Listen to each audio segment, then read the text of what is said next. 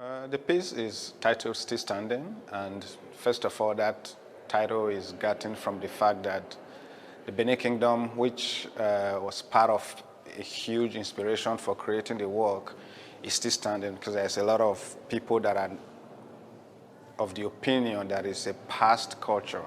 It's very present, it's very current, it's a living culture. So that's where the title comes from. And also title comes from the Obavuraman, who was in power when the British soldiers attacked the kingdom. So meaning he's still standing, his story is still standing, and he's still very much in commemoration.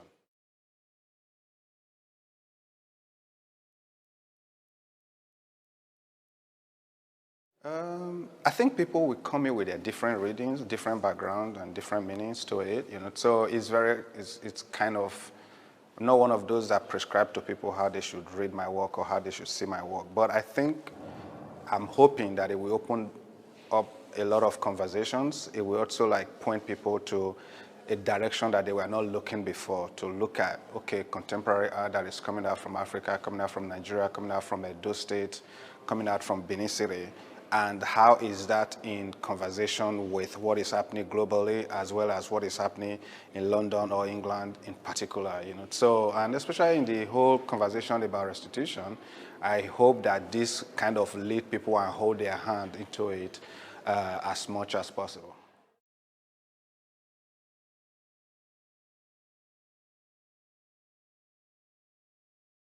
So this is heavily influenced by the way a king, the Oba of Benin, would normally dress, So whereas I'm using rosary beads, which is that duality and kind of fusing two cultures together, this part of the pieces, the sarong and the dressing of the king would be made out of coral beads, which are kind of the traditional ways of making them, So, and we also have to realize that coral beads were imported into Benin from Portugal when we had dealings with Portuguese, but it has become part of the culture. So now I'm using rosaries, you understand, so to create that kind of aesthetic scenario.